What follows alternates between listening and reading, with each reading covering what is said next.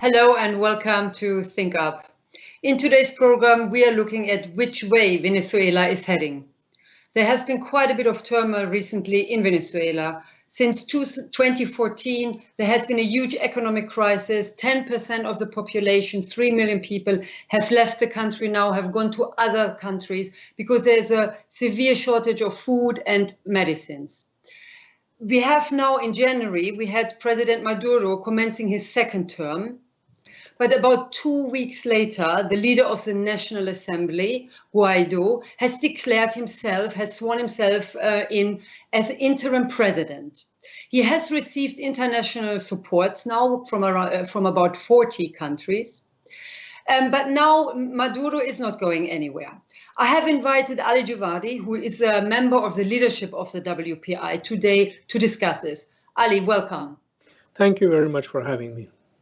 Ali Javadi, tell us, where does this economic crisis that Venezuela is facing right now, where is it coming from? Is it due to the mismanagement of previously Hugo Chavez and now Maduro, or are there other reasons?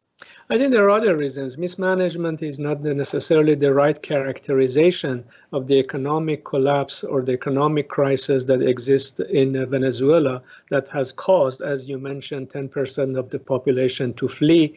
It has caused the huge shortages of food and medicines. And also, if I may add, every 19 days, according to the World Bank reports, the inflation is doubling.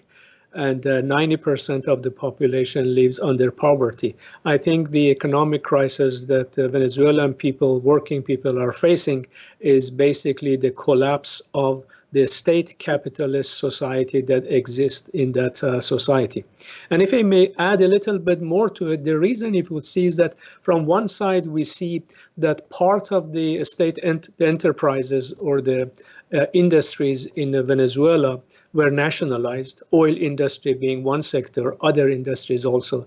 They put in place regulations to curb and curtail the prices, but those regulations caused that the market and the capital basically move their production from the production of the goods and food items and medicines to other lucrative, profitable segments of the society.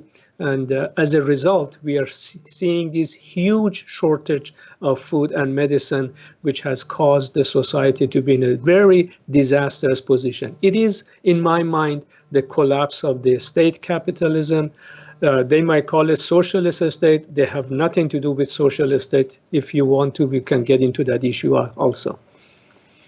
So tell me, Maduro says that actually the situation is due to the US and other countries waging an economic war on the government, on his government and on Maduro. Is there some truth to it?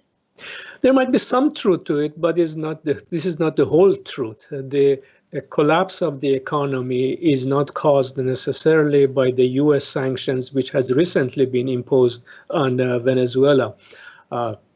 The oil imports have been basically, they put a sanction on that. This basically will add to the miseries of the people, but that's not the root cause of the economic problems that Venezuela is witnessing.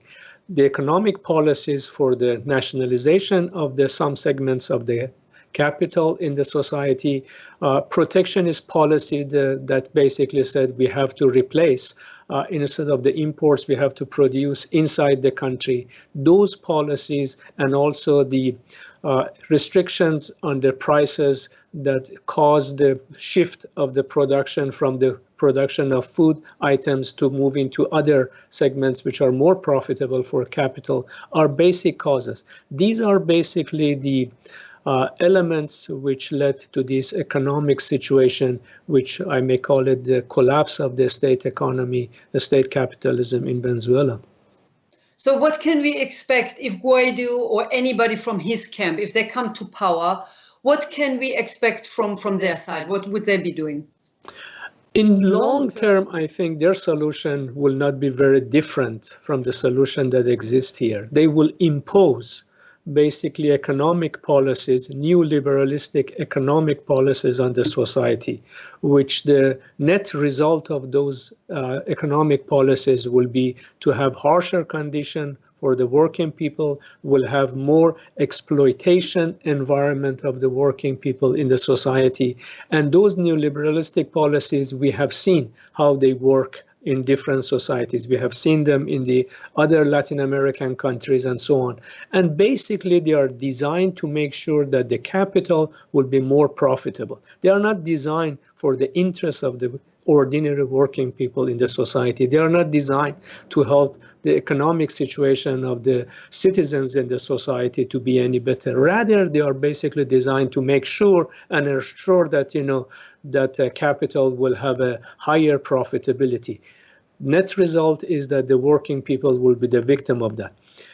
In the short term, there might be a little bit of a change, but it will not be something that significant, so that we will see and tangible for the people in Venezuela. The economic situation is quite dire, and none of these two camps have a solution that will improve it to the benefit of the working people, and that's what the interest is about. In the short-term relief, of course, the US is actually sending right now humanitarian aid into Venezuela, which Maduro is blocking. But talking about the US, there have been about 40 countries now, and the US was sort of the first who openly recognized and declared their support for Guaido as the interim president. Does this international intervention of so many countries, of the EU, of the Canada, does this actually have any benefit? Is it good? International benefit, politically, we can talk about it, but allow me to say a few things about the humanitarian so-called intervention and the help. US is sending $20 million.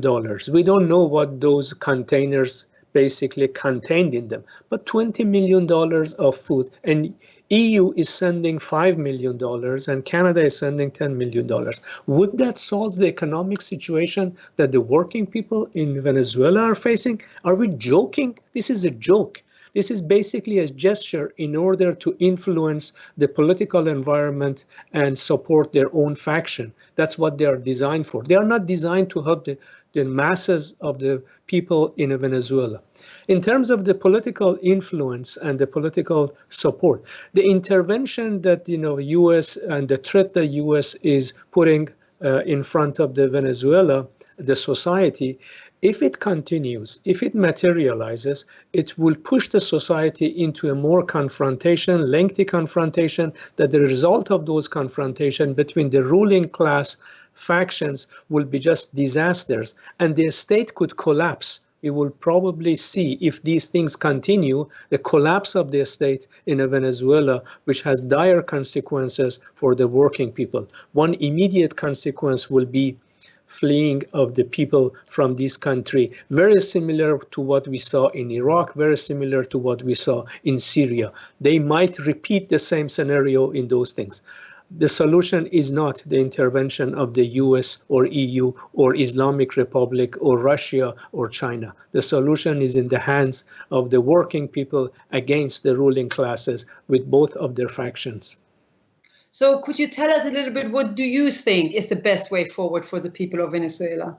The best way forward is that, the people in Venezuela have to have political representation that say we don't want either of these ruling factions. We don't want Maduro's, basically because of their collapsed policies, because of their protectionist policies, because of their corruption, because of the poverty that they have caused. We don't want Guaido because of the neoliberalistic policies and the threat of the war that the US in support of Guaido is doing. We want to have the society under control of the working people. The citizens should run the society, and the economy should not be for the basically profit-making approach. It should be working for the working people, and that is possible very quickly. People can get the society under control. Production could be designed for the benefit of satisfying the needs, day-to-day needs of the people in the society, and that's a totally different approach that they can go toward. Whether they have the will, whether they have the political organization, that is the major issue. Ali Javari, thank you very much for being with us today. Thank you. This was Think Up. Until our next program, goodbye.